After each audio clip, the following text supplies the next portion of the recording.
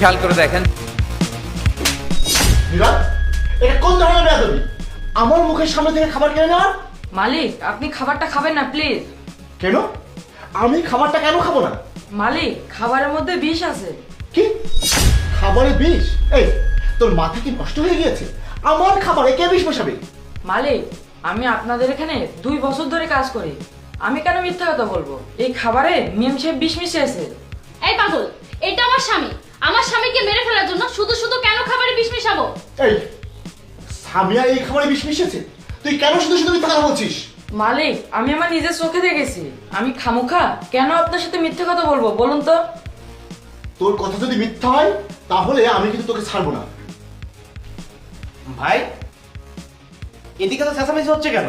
দেখ না ভাই, এই নীরব বলছে সামিয়া আমার খাবারে নাকি বিষ মিশিয়েছে। সাহেব, আমি সত্যি বলছি, মেম সাহেব এই খাবারে বিষ মিশিয়েছে। আরে নীরব, তুই পাগল হয়েছিস নাকি? ভাবি কেন ভাই আর খাবারে বিষ মেশাতে যাবে?